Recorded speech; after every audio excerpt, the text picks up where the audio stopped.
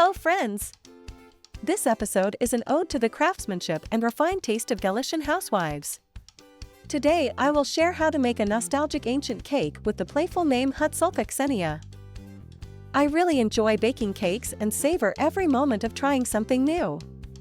I encourage you to do the same. However, today I'm returning to the timeless classics because Galician housewives have been making such delicious cakes for decades that you'd go crazy with happiness. This cake is one of them. I've previously shared the recipe for this fantastic Galician delicacy in the 4th volume of my 4-volume series Lviv Cakes. At its core, it features a delicate shortcrust pastry with a layer of sweet and tangy blackcurrant jam. On top of that, there are fluffy pink clouds of beaten egg whites and a sprinkle of toasted nuts. Many of you have requested a recipe for a light, original, and delicious cake, and I'm here not to disappoint. Everything here is easy, simple, and fast, yet the cake boasts a vibrant and rich flavor.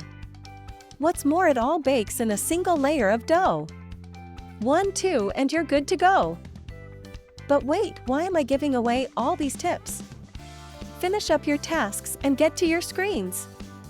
And don't forget to show your appreciation because baking and cooking take effort. Getting few likes and comments and then feeling like a failure all week until you post the next cake isn't fun. Let's start by preparing the baking pan. So get a pan with medium-high sides measuring 28 by 36 centimeters and line it with quality parchment paper. And those strange greasy spots all around the perimeter? Those are not just ordinary messy spots, it's a handy life hack. You can easily attach the parchment paper to the bottom of the pan with small pieces of butter, preventing it from moving during the process. Prepare the dry mixture. To do this, sift 400 g of flour.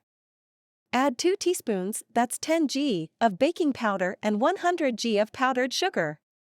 Mix everything until it's uniformly combined. And no, if you want to achieve an ultra-tender shortcrust pastry, don't substitute powdered sugar with regular sugar even if it's very fine. Using powdered sugar will give the dough a different texture. Now let's bring in some technology. It's great to have a blender or a food processor with a metal blade attachment for this step. This way you won't get your hands dirty while kneading the dough. You get to relax while the technology does the work for you. That's a pleasant feeling. So transfer the prepared dry mixture into the bowl of your food processor.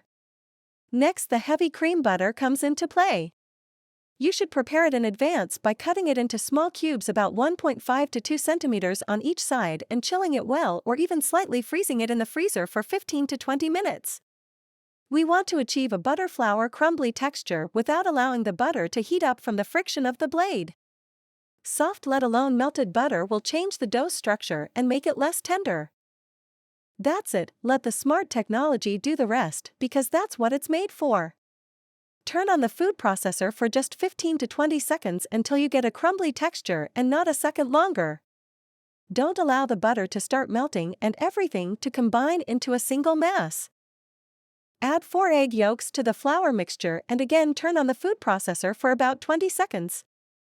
Don't step away from it to ensure you catch the moment when the dough begins to form into a ball. Turn off the machine immediately because we don't want the dough to heat up due to friction. Unlike yeast dough, which loves the warmth of human hands and requires long kneading, shortcrust pastry is quite the opposite. The less you handle it and the colder it remains, the more tender the layers will be. Take a look at the correct consistency of this dough. It's soft and delicate while still appearing crumbly. Evenly distribute the dough crumbs in the prepared pan and use your fingers or the palm of your hand to form a dough layer, smoothing out the small pieces into a single hole. The result should be one solid layer. Make sure it has a relatively even thickness throughout, as this will make the cake look more beautiful and refined when sliced. Densely prick the dough layer with a fork. This is done to ensure the dough rises evenly. Put the pan with the dough in the refrigerator while we prepare the pink cloud topping. For this, place 4 egg whites in the mixer bowl. Add half a teaspoon of salt and start beating the mixture. Beat on low speed for about 1 minute until it forms a so-called beer foam. While continuing to beat, gradually add 160 g of powdered sugar spoon by spoon. Beat on high speed until all the powdered sugar dissolves and the foam becomes shiny, stable, and voluminous.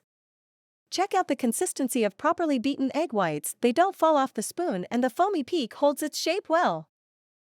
Add 60 g 1.5 standard packs of cherry pudding powder to the egg white foam. You can replace it with cornstarch if you prefer, although traditionally this foam should be pink. Mix everything on the lowest mixer speed just until it's homogeneous. There's no need to mix it for a long time. As soon as the mixture becomes uniform, stop the mixer. Next, you'll need sweet and sour jam or preserves. Traditionally, black currant jam is used, but sometimes you can find blue plum or green gage preserves as well. Evenly spread 200 g of jam on the cooled pastry base and smooth it out nicely, making sure there are no uncovered areas. Place the beaten egg white foam on top of the jam in dollops. Spread it out evenly, trying to maintain a consistent thickness. Now let's work on the nut topping. For this, you'll need 150 g of chopped walnuts. Pay attention, the nuts shouldn't be too finely ground, but not too large either. Generously and evenly sprinkle the entire surface of the foam with the chopped walnuts. That's it. Place our beauty into a preheated oven at 175 degrees Celsius, 347 degrees Fahrenheit. Bake on the middle rack without convection for approximately 30 minutes until it's ready. And here is our beauty. Allow it to cool completely, and then we'll need to cut it into 2 layers of pastry. The best tool for this task is a good sharp knife, which will make it easy to accomplish. So using a long ruler and a sharp knife, cut the pastry layer into 2 pieces, each measuring 18 by 28 centimeters. Take a look at the beauty inside. Well, it's time to start preparing the cream. For this, take 250 g of softened butter. And let the powerful machinery do the work for us again. Beat the butter on low speed and after 2 to 3 minutes switch to high speed for a total of 8 to 10 minutes. Help yourself with a spatula to ensure that all the butter mixes evenly. The butter should change its structure, becoming fluffy tender and significantly increasing in volume. While continuing to beat, gradually add 350 g of condensed milk that's been cooked. Mix the mixture on the lowest mixer speed and add the next portion of milk only after the previous one has been mixed, not all at once. Take a look at the homogeneous fluffy mass we've got. Now add 15 g of cocoa powder. The best option is high-quality cocoa with a pronounced chocolate flavor. Also add 15 milliliters of brandy. Stir everything on the lowest mixer speed for just 5 to 7 seconds until it's fully combined. At this stage, do not overmix so the liquid doesn't separate and the cream doesn't become lumpy.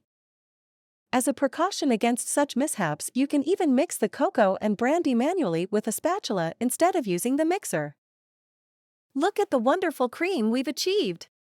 It's fluffy and tender while holding its shape perfectly. We don't want the cream to soak the pastry layers. On the contrary, it's essential that the nuts and foam don't soften from the moist cream. That's why this particular cream based on butter and cooked condensed milk was chosen. Place 1 pastry layer with the nuts facing up on a board.